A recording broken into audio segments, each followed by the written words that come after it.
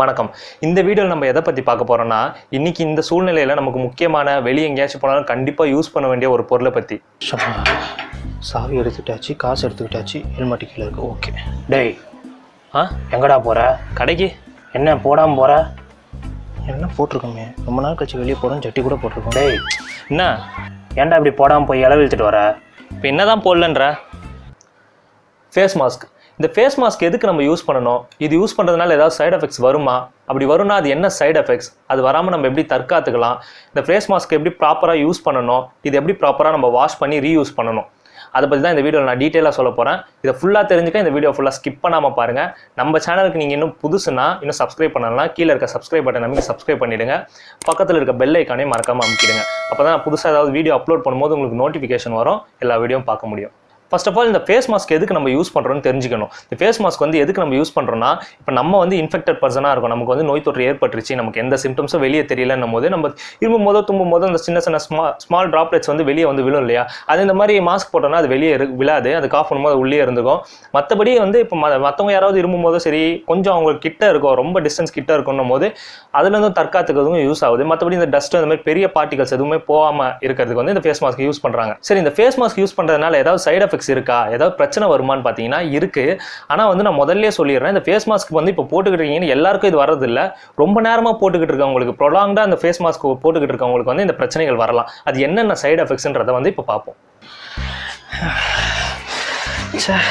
இந்த மாஸ்க் போட்டு கடைக்கு போயிட்டு வரதுக்குள்ள என்னமா மூச்சு வாங்குது, எரிச்சலாக ஆச்சு உனக்கு? டேய், என்னடா ஆச்சு உனக்கு? கொரோனாவா?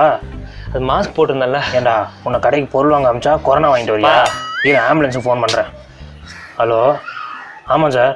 எனக்கு ஏன் புள்ள இல்லை, யாருன்னே தெரியாது சார். ரோட்டில் இருக்கிற வீட்டுக்கு போன்ட்டான். அட்ரஸ் சொல்கிறேன், நோட் பண்ணிக்கோங்க. டிஃபிகல்ட்டி இன் ப்ரீத்திங், மூச்சோடவே சிரமப்படுறது. ஆல்ரெடி உங்களுக்கு ஏதாவது லங் டிசீஸ் இருக்குது, இந்த நுரையீரல் பிரச்சனைகள் இருக்குது, இந்த ஆஸ்துமா, பிராங்கைட்டிஸ், சிஓபிடி அந்த மாதிரி ஏதாவது பிரச்சனைகள் இருக்குன்னா உங்களுக்கு மாஸ்க் போடும்போது இன்னும் கஷ்டமாக இருக்கும் மூச்சு விடுறதுக்கு. அடுத்து என்ன பிரச்சனை இருக்குன்னு பார்த்தீங்கன்னா, உங்கள் எல்லாருக்கும் CO2 தெரியும், கார்பன் டை ஆக்சைடு தெரியும். நம்ம எக்ஸேல் பண்ணுற ஏர், அதாவது நம்ம மூச்சு வெளியே விடும்போது அந்த கார்பன் டை ஆக்சைடு வெளியே வரும். அது நம்ம உடம்போட கெட்டது, அதெல்லாம் காற்றா வெளியே போகுதுன்னு வச்சுக்கோங்க. நம்ம உள்ளே இருக்கும்போது ஆக்சிஜன் எழுப்போம், இன்னேல் பண்ணும்போது ஆக்சிஜனை உள்ளே எடுத்து கார்பன் டை ஆக்சைடு வெளியே விடும். இதுதான் நடக்கும் நம்ம ப்ரீத்திங் பண்ணும்போது. இந்த மாஸ்க் போடுறதுனால இந்த கார்பன் டை ஆக்சைடு அளவு வெளியே போகிற அளவு கம்மியாக திருப்பி உள்ளே உடம்புக்குள்ளேயே போகும், திருப்பி அந்த கார்பன் டை ஆக்சைடு உள்ளே போகும். இந்த மாதிரி ப்ரொலாங்டாக நடக்கும்போது, ரொம்ப நேரம் நம்ம மாஸ்க் போட்டுக்கும் போது ரொம்ப நேரம் நடக்கும்போது கார்பன் டை ஆக்சைடோட அளவு நம்ம உடம்புல திருப்பி வந்துகிட்டு இருக்கிறதுனால என்ன ஆகுதுன்னா, நம்மளோட ஹார்ட் ரேட் ரேப்பிடாக அதிகமாகுது. ஹார்ட் ரேட் கொஞ்சம் அதிகமாகுது, அதான் இதய துடிப்பு கொஞ்சம் அதிகமாகும், ப்ரீத்திங் மூச்சு இழுத்து விடுறது கொஞ்சம் அதிகமாகும். அப்புறம் உங்களுக்கு அந்த எமோஷனல் அப்செட் ஆகிடுவீங்க. அப்புறம் உங்களுக்கு கிளம்சினஸாக இருக்கும், ஒரு மாதிரி நெரிசலாக இருக்கும், தலைவலி இருக்கலாம், ஃபெட்டிக்காக கூட இருக்கலாம். அந்த இது உங்களுக்கு தெரியும், கார்பன் டை ஆக்சைடு அதிகமாக வருது. அடுத்து நம்ம உடம்புக்கு ஆக்சிஜன் கிடைக்கிறதும் கம்மியாயிடுது. இதனால ஹைபாக்சியான்னு சொல்லுவாங்க. டிஷ்யூக்கெல்லாம் சரியா ஆக்சிஜன் கிடைக்காம இம்யூன் சிஸ்டமும் லோ ஆயிடுது, நம்ம நோய் எதிர்ப்பு சக்தியும் லோ ஆயிடுது. அடுத்து பார்த்தீங்கன்னா, நம்ம வெளியே வர அந்த எக்ஸேல் கார்பன் டை ஆக்சைடு நம்ம கண்ணுக்கு போக வாய்ப்பு இருக்கு. கண்ணை தொடணும் போலயே இந்த இம்பல்ஸ் உங்களுக்கு இருந்துகிட்டே இருக்கும். ஆமா மச்சான், அப்படியே தான் போயிட்டு இருந்தா கேட்க மாட்டாங்க.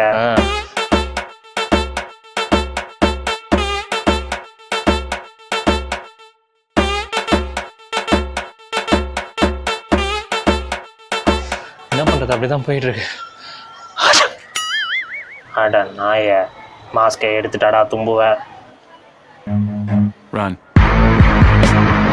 ரெண்டு பேர் இப்போ மாஸ்க் போட்டு நின்று பேசுகிறாங்கன்னா அவங்களுக்கு இடையில இருக்க அந்த ஸ்பீச் குவாலிட்டி கம்மியாயிடும். அதனால அவங்களுக்கே தெரியாமல், கான்சியஸ் இல்லாமல் அவங்களே கிட்ட நெருங்கி பேச ஆரம்பிச்சிருவாங்க. இது சோஷியல் டிஸ்டன்ஸ்க்கே ஒரு பிரச்சனையாக இருக்கும். மச்சான், மாஸ்க் போட்டுக்கிட்டே இருப்பியா? டேய், மூஞ்சிக்கு மாஸ்க் போடு, அதுதான்டா கொரோனாக்கு காடு. இல்லைன்னா உன்னோட வீடு ஆயிடுண்டா ICU வாடு வாடு வாடு. நீ மூடு. மாஸ்க சொன்ன மச்சான். மச்சான், மூஞ்சிக்கு மாஸ்க் போட்டால் மட்டும் போதுமா? எதுக்கு போட சொல்கிறான்? எதை சொல்கிற? இந்த சோஷியல் டிஸ்டன்சிங் சொல்கிறாங்களே, அது பண்ணுறியா? கையெல்லாம் கழுவு சொல்கிறாங்களே, 2 நாளாக குளிச்சாடா நான் நீ சொல்கிறா? அப்புறம் ஃபால்ஸ் சென்ஸ் ஆஃப் செக்யூரிட்டி, அதாவது நம்ம மாஸ்க் போட்டோம்பா இனிமேல் நமக்கு எதுவும் வராது, அந்த ஒரு ஃபால்ஸ் சென்ஸ், அந்த ஒரு பொய்யான தோற்றம், ஒரு பின்பம் உங்களுக்கு வந்துடும். மாஸ்க் போட்டால் மட்டும் பத்தாது, மாஸ்க் போட்டால் மட்டும் உங்களால் தப்பிக்கவே முடியாது வைரஸ்லேருந்து.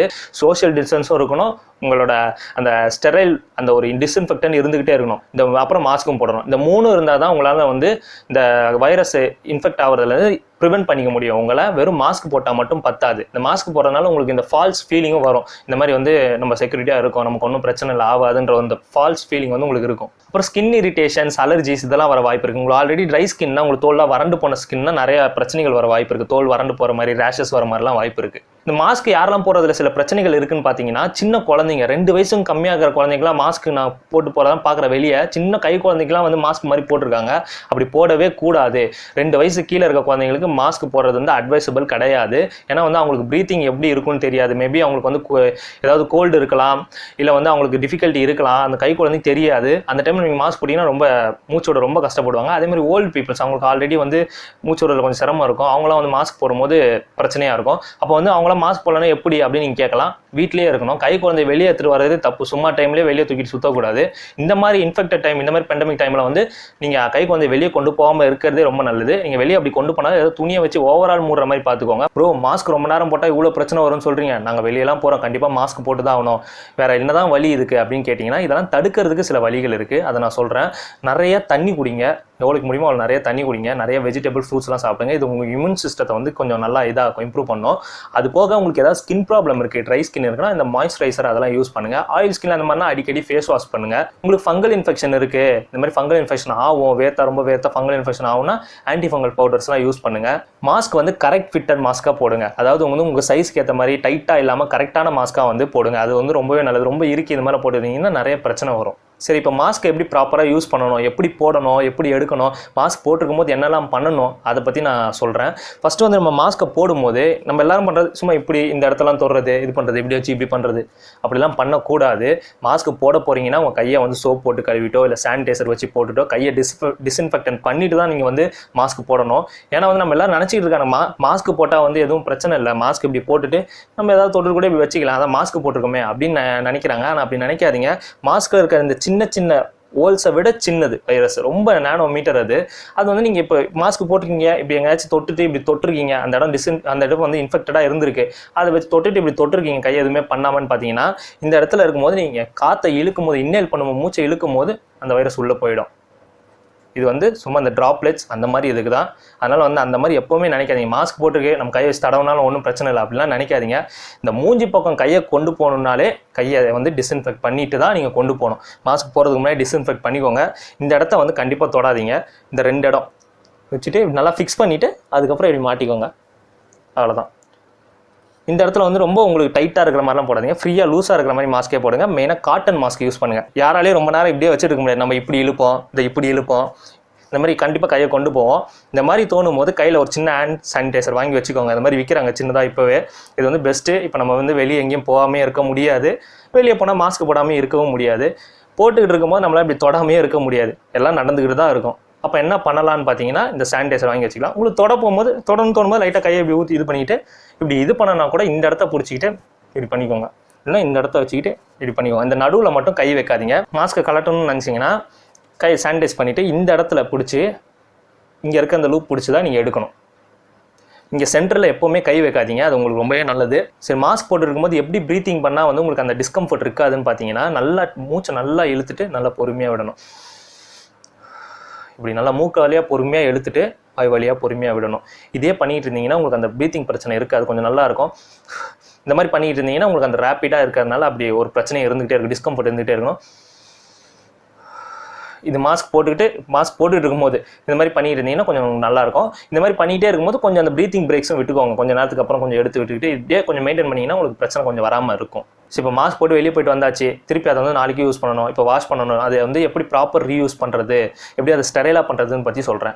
ஹாட் வாட்டர் யூஸ் பண்ணுங்கள். ஹாட் வாட்டரில் வந்து இந்த நீங்கள் மாஸ்க் மட்டும் இல்லை, நீங்கள் வெளியே போயிட்டு வந்த அந்த ட்ரெஸ் எல்லாத்தையுமே ஹாட் வாட்டரில் இது பண்ணுங்கள். இந்த டிஸ்இன்ஃபெக்ட் ஏதாவது டெட்டால் அந்த மாதிரி ஏதாவது டிஸ்இன்ஃபெக்ட் யூஸ் பண்ணுங்கள், ப்ளீச் அந்த மாதிரி டிஸ்இன்ஃபெக்ட் யூஸ் பண்ணி அதை க்ளீன் பண்ணிட்டு நார்மல் வாட்டரில் அலசிட்டு சன்லைட் சூரிய வெளிச்சத்தில் வந்து அதை காயப்படுங்க. அதுதான் வந்து நேச்சுரல் ஸ்டெரிலைசேஷன். இந்த சூரியன் தான் உங்களோட அதில் அந்த சூரிய ஒளியில் இருக்க யூவி வேஸ் இருக்கிறதுனால உங்கள் ட்ரெஸ்ஸில் இருக்க அந்த பாக்டீரியாவோ சரி வைரஸோ சரி செத்துரும். சூரியனில் வந்து யூவி ரேஸ் இருக்கிறதுனால அந்த மொட்டை வெயிலில் வந்து அந்த யூவி ரேஸ் நிறையா இருக்கும். அப்போ அந்த டைமில் வந்து அது செத்து போயிடும். அதனால் வந்து முடிஞ்ச அளவுக்கு துணியை துவச்சிட்டு வெயிலில் காயப்படுங்க. Hot water, disinfectant, sunlight. இதை வச்சு நீங்கள் வந்து அதை நல்லா ஸ்டெரைலாக பண்ணிக்கலாம், ரீயூஸ் பண்ணி திருப்பி யூஸ் பண்ணிக்கலாம். மச்சான் என்ன கலர் கலராக மாஸ்க் போடணும் சுற்றுறேன்? டெய்லி ஒன்று மச்சான். நீ என்ன மச்சான் இதையே போடுற? நான் வாரத்துக்கு ஒரு வாட்டி தான் துவைச்சி மாற்றுவேன்டா. மச்சான் டெய்லி துவைச்சி போடுறேன், அதான் நல்லது. போடா, நான் ஜட்டி பண்ணினே வாரத்துக்கு ஒரு வாட்டி தான் துவைப்பேன். ஃபேஸ் மாஸ்க் வந்து ரீயூஸ் பண்ணாமல் நம்ம எங்கேயாச்சும் வெளியே போகும்போது தானே போகிறோம், வாரத்துக்கு ஒரு வாட்டி துவைச்சிக்கலாம் அப்படிலாம் நினைக்காதீங்க. உங்களுக்கு வேர்வை ஆயிடுச்சு, நனைஞ்சிருச்சு, அந்த ஃபேஸ் மாஸ்க் வந்து ஈரமாயிடுச்சுனால அதை கழட்டி போட்டுருங்க. துவைக்கப்பட்டு வேறு மாஸ்க் போட்டுக்கோங்க. இந்த மாதிரி ஃபேஸ் மாஸ்க் வந்து நீங்கள் துவைக்காமல் அன்க்ளீன் ஃபேஸ் மாஸ்க் யூஸ் பண்ணும்போது அதில் என்ன ஆகுதுன்னா ஸ்வெட் இருக்கும், உங்கள் வேர்வை இருக்கும், நீங்கள் உங்கள் வாயிலேருந்து வர எச்சில் எல்லாம் இருக்கும். அதனால் வந்து உங்களுக்கு ஸ்கின் ப்ராப்ளம் நிறைய வர வாய்ப்பு இருக்குது. அதனால் வந்து முடிஞ்ச அளவுக்கு இல்லை, கண்டிப்பாக ஃபேஸ் மாஸ்க் வந்து ரீயூஸ் பண்ணி தான் நீங்கள் யூஸ் பண்ணணும். அதே ஃபேஸ் மாஸ்க்கு தினம் போட்டு இருக்குது அது மாதிரிலாம் பண்ணாதீங்க. வெளியே போயிட்டு வந்தாலே கழட்டி போட்டு அதை வந்து துவைச்சி போட்டுட்டு வேறு மாஸ்க் யூஸ் பண்ணிக்கோங்க. நம்ம முக்கியமாக மண்டையில் ஏற்றிக்க வேண்டிய விஷயம் இதுதான். மாஸ்க்கு மட்டும் பத்தாது, நம்மளை இன்ஃபெக்ஷன்லேருந்து ப்ரொடெக்ட் பண்ணால் மாஸ்க் மட்டும் பத்தாது. கண்டிப்பாக சோஷியல் டிஸ்டன்ஸ் மெயின்டைன் பண்ணணும். நம்ம வந்து ஸ்டெரைலாக இருக்கணும், டிஸ்இன்ஃபெக்ட் பண்ணிக்கிட்டே இருக்கணும். ரெண்டாவது விஷயம், மாஸ்க் போட்டோம் நமக்கு எதுவும் இன்ஃபெக்ஷன் வராது அப்படின்ற எண்ணத்தை மட்டும் மண்டையில் வச்சுக்காதீங்க. ஏன்னா மாஸ்க் மட்டும் பத்தாது, முன்னாடியே சொன்ன மாதிரி. அதே மாதிரி மாஸ்க் போட்ட பிறகு இந்த கையை டிஸ்இன்ஃபெக்ட் பண்ணாமல் மூஞ்சிக்கிட்ட கொண்டு போகாதீங்க. மாஸ்க் அட்ஜஸ்ட் பண்ணுறதுக்கோ எதுக்கோ சரி, எது பண்ணுறதாக ஒரு சானிடைசரோ ஏதோ ஒன்று பாக்கெட்டில் வச்சுக்கோங்க. அப்பப்போ பண்ணிவிட்டு மூஞ்சிக்கிட்ட கொண்டு போங்க. 3வது வருஷம் முடிஞ்ச அளவுக்கு வெளியே போகிறத தவிர்த்துருங்க. வெளியே போயிட்டாலும் வந்து சோஷியல் டிஸ்டன்ஸை மெயின்டைன் பண்ணிக்கோங்க.